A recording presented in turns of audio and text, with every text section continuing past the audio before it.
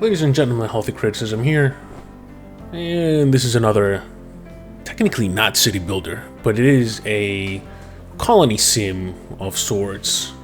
This is Farm Manager World. This is the sequel to the previous Farm Manager games. It is still developed and published by the same people, developed by Clever Sand Games and published by Sim Farm SA. This is if you want to play Farm Simulator but you don't want to be driving or doing any of the labor and just having other people do it for you, this is going to be the game for you. Before everything, we're going to jump into the settings menu and we're going to look at the options here. We got some graphics options for resolution, display mode, running background, and so forth. The FPS limit was set at 120 because with the latest update that released today, V1, which is also when the game releases, they included the no limit FPS, which is pretty nice. Even though I have VSync on, actually I don't. I should, but I don't. It did save it this time. That's pretty good. You do have a few options here. You have some post-processing that you can turn off, which is pretty nice. Vegetation quality, anti-aliasing, and all the good stuff is all here, which is pretty good. Can't complain too much about the options menu here for the graphics. The audio is somewhat the same. There's no voice acting at all, really. There's master volume, music volume, and sound effects. As you may have noticed, the background music sounds kind of like that Elton John song. I guess why they call it the blues. I hope I don't get copyright struck because the algorithm thinks that's what the song is. Got some gameplay options here. You can change the temperature scale, which it does have both Fahrenheit and Celsius. I don't know why it makes you choose. Got some autosave, language, some sensitivity for the camera. Nothing too crazy here. You have some warnings. I do want to disable some of the warnings here because no machine, or busy machine is busy. Yeah, I'm gonna turn that off because I don't want to be told all the time. It's gonna get annoying, basically. Very annoying. Because you can only have 2 machines right now from my progress of the game, and usually they're all gonna be busy. So that constant beeping, letting you know, hey, you don't have enough machines, do something about it. It gets old very quickly. And the music just abruptly stopped. Not stopped it. Wow, grammar. You got some options here for the controls, and that's pretty much just about it. You can exit the menu. We're going to continue. When you do single player, you can do the campaign. You have Europe, Central America, and Asia for the building types, and also the scenario that you're playing. I'm doing Europe right now. You have free mode, which is pretty cool. You have scenario. You can do some scenarios.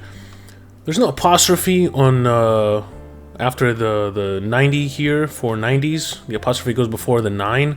So developer, if you're watching that, you can hopefully fix that. It's grammatically not correct. And you got some options here for the scenarios. I haven't really tried any of the scenarios. I'm just doing the campaign right now. The European campaign because I want to do kind of learn the game, and absolutely for the love of God do the campaign because it is hard. This game is not easy to play, especially in the beginning. Once you get the hang of it, you kind of cheese the game into making a little bit more money constantly and not have to worry about going bankrupt. It's actually quite easy to make money in this game. All you have to do is put down a couple of fish farms and some cattle and some chickens. You're going to be selling the eggs. You can actually just make money from that. You don't even have to do anything else with the crops, but that sort of defeats the purpose of the game, and it's not as fun. You're not really managing a farm at that point. So here it is, Chapter 3. I just got into Chapter 3, and this is winter time. This is my farm currently. This is the main house here. It's kind of telling you a warning, not enough space and logistics. Large farm owner's house. I'm kind of running out of space here. So that's going to be something that I have to deal with in the future. But let's kind of cover the game as much as possible. Now this is going to be winter time. The game has 3 speed options, ×2 and ×3, and it can also let you skip winter. I was trying to skip winter before, but if you have the game running for a little bit of time, I've had it running for like a few hours today as I was playing before I make the video. And actually skipping the winter did not work. All this was the same price. I think it was about $2.50 or whatever. It was a bug for sure. This was not in English. Winter ends in 87 days. This was not in English. I think it was in Polish. And I restarted the game and it fixed itself, which is actually pretty fortunate. So I'm going to skip winter, which is really nice. I got a bunch of money, almost at the million here. And then I can resume the game. As you can see, all my plants are going back to normal. The snow is still falling. And it is March. Now, I know it snowed in springtime when I was in Iowa. I think it was May that it snowed for a week. But this is not normal. I'm hoping it goes away soon, and hopefully it does. And here it goes. It's gone. So what do we got here? Spring is back. The game is going to start you off with your mansion here, which is going to be your house. You're going to have a few types of residence houses, two actually. You have the seasonal employee house, and you have the permanent employee house. Seasonal employee can hold 12 people. The permanent can hold 8, but these are going to be permanent. They're not going to be seasonal. And seasonal, they will disappear after a while, after the winter time. And I've actually extended it a little bit more because when the game tells you to kick them off during month 9 or 10 or something like that, I actually keep them on until December, because I remember on my first year there were a few crops that had not been plowed, that had not been collected, and that kind of ruined my income for that year. So that's where I'm at with that. I don't really appreciate how every building looks the same for the most part. This is the warehouse. It looks pretty much the same. The cattle farms and everything, you can kind of see they're not the same because they have the fence behind them, but everything else kind of looks the same. I mean, I kind of know at this point what is what, because I have figured out what house I put down where, but in the beginning, when you're kind of getting used to everything, it's going to be a little confusing. These are my garages. This is where I keep all my machinery, and this is a parking lot. The parking lot can hold more stuff, but as stuff sits out, it deteriorates over time, and the durability goes down, so that's something you have to worry about. This main road here is not movable, it's not removable. This is just the main highway, but you can put down the roads that I've put down here all around the buildings, and every building has to be connected to a road. A farm only needs one tile connected to the road if you must do it that way, so you won't have to worry about that. But every other building has their own entrance. So for example, if I do, that's a pump, let's see, I do a medium coop, there's going to be an arrow that's telling you, hey, that's where the road has to be. Now you saw that the residential buildings turned green, and it wasn't the seasonal building that did that. So seasonal employees can only work on the fields, and they cannot use any machinery. You should hire people that can only do machinery, that do have the machinery specialization. So let's see, these two employees here, they are the only ones that can handle the machinery, and you can change that in the manager menu here. I'll get to all these things in a second here.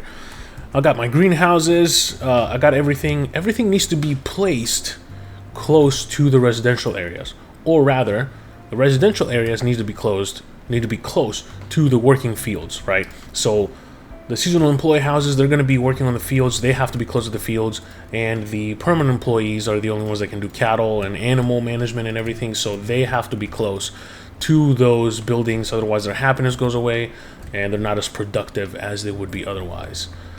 Each building, and this is where the game gets a little bit confusing for me. So you have the silo, you have the barn, you have the pick resources option here, which picks the resources away from other storage buildings like this one, for example.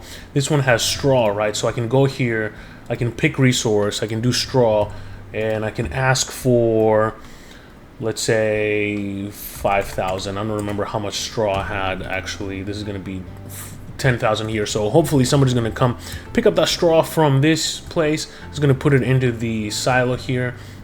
And then with the silo, what the silo can do is in the vicinity, it can feed the houses that are going to be in the area. So this one, for example, feeds these two because it doesn't have this one doesn't have the radius to feed the fish farms here, but the fish farms can show you they get the food from the barn here and the silo. Then when you pick resources, it specifically asks for the resources so that it can stock them, and it can and it won't have to. You don't have to worry about not running out of resources and not having any food to give to your pets. Well, farm animals rather, not quite pets. I have my hemp farm here. It goes quite in depth on the management of the plants. Actually, you have nitrogen, you have the pH balances. You can do crop rotation because some crops diminish the nitrogen in the what do you call it? The soil. So as you can see now, this one desired value is 1. I don't know why. This needs 150, so the desired value of nitrogen should be at 125 here. It's not getting really fertilized anymore. The pH is good, but the nitrogen bonus is actually 0, so my hemp farm is kind of suffering a little bit here. So hopefully that's a really big oversight. I don't know why it was at 1. Actually, they're all in 1, and the pH is at 0. That's quite strange. Well, that is a bug then. Yeah, that's a bug, and that's a little annoying here. This one is unbothered, this one is not bothered, and this one is not bothered. So maybe because it's a crop rotation that did that. So if you hover over here, it's going to tell you it needs 6 to 6.5 pH. So we're going to put it at 6 to 7.25. And for the nitrogen, it needs 30 to 80. So we're going to put it at, let's say, 55. Bam, so that's going to be the nitrogen for this crop. This one is good. This one is shit. The almonds are suffering. They are actually actively dying. I think it's a crop rotation bug. This one probably is going to be doing the same stuff. But because I haven't researched soil parameters for the greenhouses, I'm not going to be able to change that yet. So let's see. This one needs 50 to 100 and 60 to 80. So we're going to do, let's say, 80 for the nitrogen. And then 50 to 80, we're going to do... Wait. No, that's precipitation. So for the pH, it needs 6 to 7.5. We're going to do 7. Bam. So now the people are going to go fertilize and everything, and hopefully they're going to bring up the soil parameters to where they need to be, because I am losing a lot of bonuses on my almonds, and they actually are worth a lot of money. Speaking of a lot of money, as you can see, I am raking in the dough right here. I haven't had to worry about money at all. When you do the missions on the campaign, you'll be buying stuff, and your money's going to be going down a lot. You just fast forward a little bit. If you have a couple of fish farms and the animal farms, like I said earlier, the money's going to come back. It's not going to be something you should be really worried about, in all honesty.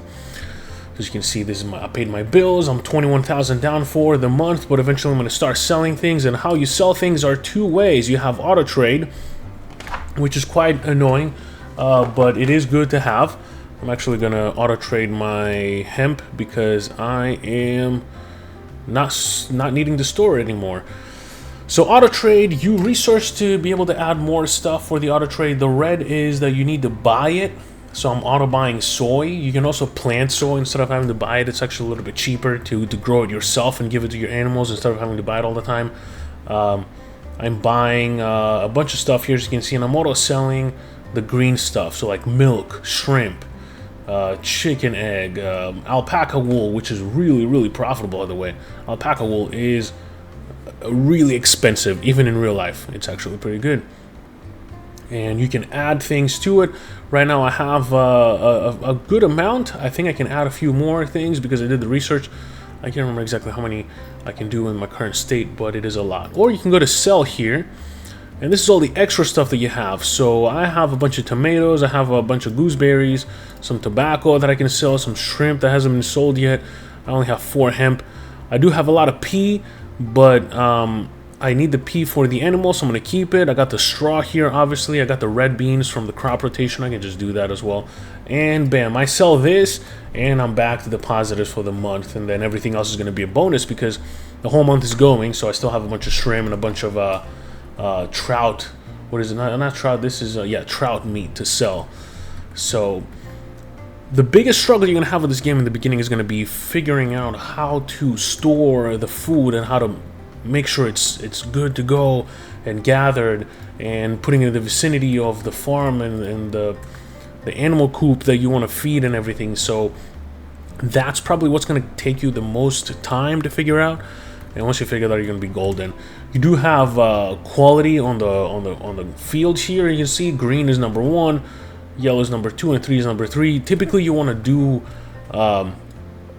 you kind of want to put greenhouses when the soil is pretty low, and you're gonna do fields when you're gonna do when you're gonna farm. When you want to put down other stuff when the field is green, just put some stuff down, because the greenhouses are small and they're more expensive to manage, and you can use the machines on these guys here, so that's pretty good. There's a lot of machine types that you can buy.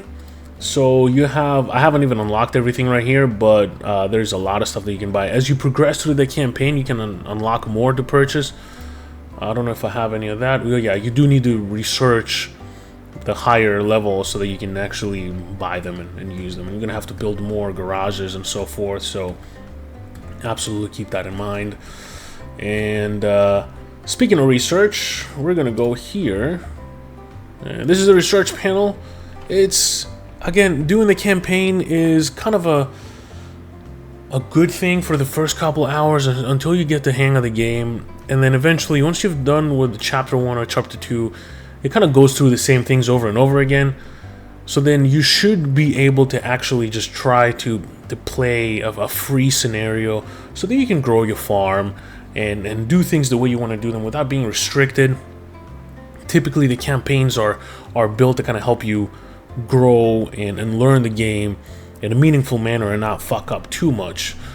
So that's why it's nice to have in the beginning. So machines here, I cannot unlock this because it says available in the later part of the campaign. If I was in the free session, I would probably be able to just do it no problem, and it's pretty cheap to do as well. So this is the research screen, and then you're gonna have a lot of options here. This is the warehouse manager, that you can change logistics and everything a little bit more easily. So this is the barn. It took me to the barn here. This barn is picking nothing really. There's nothing being stored on this. There was actually, I think, the chaff here, but it moved. I think it moved here because this was requesting it, and then the rest went to the warehouse, the actual farm. So what I can do is pick. I had 50,000. I can just do like 10,000 of this, and then eventually it's going to come here from this guy. It's going to free up some of the warehouse storage here, so I can actually park some things, and then logistics will carry everything no problem. Another thing you can manage here is going to be your machinery. It shows you the condition, the fuel. Obviously, you don't have to worry about anything, and that is being done automatically. They're going to be restored to their best condition with the repair depot, which is going to be right here, the repair shop. I would have put it somewhere closer, but obviously my planning was not great, so that kind of was thrown out the window. I did destroy a few things and move some things around, but it's still not going to be the best at that. As you're learning the game in the campaign, and then you start a new free build, you're going to be able to kind of do everything a little bit better. Production manager, I'm not really producing anything yet. This is going to be the next part of the chapter here. These are my animals. As you can see, the food quality is great. You do have to give them 4 different types of foods if you want to have a good quality for your animals, and then the health is going to be maintained a lot properly. These are all my plants that I have. That I don't have, actually. This is a plant compendium. I don't know exactly what this is. This is probably just all the plants available. So you got avocado here, you got apricot, apple-y, almonds, and so forth. It kind of gives you the ones that replenish the nitrogen naturally, so you don't have to waste any money on fertilizers. You got perennial plants, which is going to be your trees mostly, like banana, your bushes, bamboo shoots, your almond trees and everything. And then you have multi-harvest crop. It's going to be your coffee, your guava, your grass. It's going to keep regrowing, essentially, is what it is. And then biological is going to be just organic, basically. If you want to do organic stuff, this is where I'm at on the chapter right now, chapter 3. This guy's telling me to build the seeds and seedlings production, and then complete some organic farm certificate training. That's kind of what I stopped with the game, because if I want to keep playing this game, I'm probably going to want to just try to start a new game for myself. And you have your field manager. You can change the priority of the fields if you want to focus more on those. It tells you what class they are. It tells you if you haven't unlocked the class thing yet, which is pretty interesting here. You have your staff management. This is where you tell them to do stuff and not do stuff. So I have my My truck drivers, you can sort by specialization here, of course. My truck drivers, they're not allowed to hand do anything. They're only allowed to drive their machines, and nobody else is allowed to drive the machines. You do not want them crashing. You can hire more people, and when you hire them, you can tell them you're not allowed to use machines, you're not allowed to drive machines. And you don't only want people that drive machines as a specialty. You do want the cattle people, you do want the boxing people, because you want to put them where they're going to be. Orchards, these are going to be the people that are going to be handling all the orchids and everything, orchards. Then you got the overview of the staff monthly wages are going down and up, and staff happiness and effectiveness. Obviously this was winter time, so they were not very effective. There's going to be the trading manager. You can purchase contracts, you can purchase in bulk, and you can also sell stuff. If you hover over, it's going to tell you how much you have in storage, so you don't actually accept a contract that you cannot complete. Usually I do the hemp one since it's pretty easy. It's going to be your economy manager. It's going to show you your budget, how much money you have. I kind of dropped here for the month. It has the week, the day, and the whole year. As you can see, this is where I had the game on idle because I was cooking food, and I knew even if something expired in the warehouse that I was not going to have to worry about it because, as you can see, everything is going up. Then you got electricity here and roads, and you have the fields. You can merge fields, you can split fields. You can do all sorts of things. I can merge these fields here so I can just create one. Going to be a little bit more effective, but less variable. And that's pretty much it with the game. I appreciate what it tries to do. I would not personally play the farming simulators where you drive around the ogre and all those other machines. That's actually one of the only machines I know besides the typical tractors and plow and everything. That has its own appeal. It doesn't really appeal to me because I am more of a fan of city builders. This reminds me a little bit of a city skylines thing because when you actually try to buy more land, it brings you on this overview here. You can just buy more land. And as you buy more land, it's going to be more expensive. Actually, I haven't bought any more land because I haven't needed to yet. But as you can see, everything is starting to get a little bit full. I have to actually buy more houses for my seasonal employees and have them work on the fields a little bit more. I don't know which way I'm going to expand towards, if I go left, right, up, or down. I am not a fan of this. This makes me want to throw up. The way that you pan the camera with the middle wheel. It's just painful to watch, honestly. But you can zoom in pretty deep. You cannot tilt any higher. You can actually see your people going up and down the stairs, going in and out of buildings, just living their lives, watering the plants. You can see inside the greenhouses. Actually, they're doing work. It's not just a simple skin building. You know, it's gonna be there, so you can actually see it. You can rotate around. You can see this is the front of the house. This is the front of this house. You can see all your crops, which it's pretty nice. It's not an ugly looking game. I've seen a lot of people complain about the graphics. The graphics are fine for what it is. You know, they're not Witcher 3 graphics even from 2014 when the game came out, 2015. They're not Red Dead Redemption graphics, but they are serviceable for what they do. You zoom in enough, you can see this is clearly a fucking cow. You know, these are my cattle. These are clearly alpacas. You could have told me they're sheep and I would have believed you. You go here, these are obviously ducks. Look at all those chickens. You know, they're chickens. This is manure. This is shit. This is cow shit. You know, so it's great. The game is actually pretty great. It's not expensive either. It's like, what is it? $20 right now. It's on discount for 25% off for the launch. It ends on May 5th, the day after my birthday. For $20, fuck it. Not even for the $15 that it is right now. For $20, I think it's fine. I think the game is actually fine.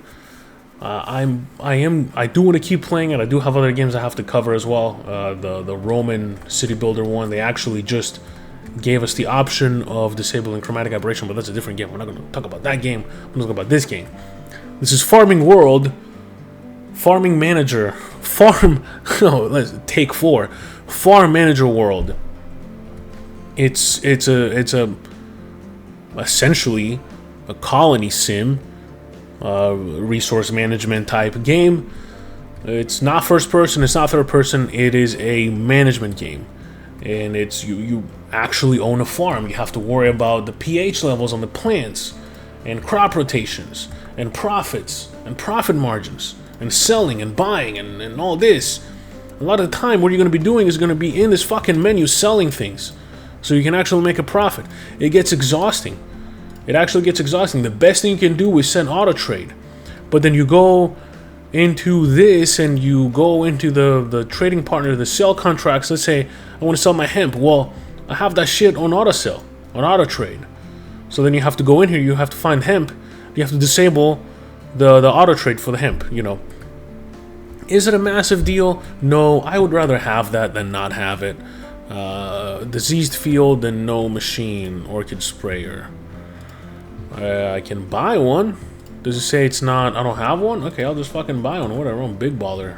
Some big baller shit, I don't care. You know, bam, it's right there. Now I have it. Now you can spray the orchids. So this is going to be a problem because one of your crops is diseased. This is diseased, but it doesn't really have only 1% penalty. They're spraying it right now. We're good. We're going to be fine. We're fine. The bugs are going to go away. Then when you do organic stuff, it's going to be so annoying too, because you're going to have to use organic fertilizers and organic sprayers and organic everything. So honestly, I can just go watch a show, have it on speed 3, and reach 1 million. No big deal. It's an easy game. It's a sit around, relax game. It's not a complicated game. So there you have it. I hope you found this useful. It's 25, 20 bucks, 15 bucks right now. Just get it. There it is. Hope you found it useful, and I hope to see you in the next one. Peace.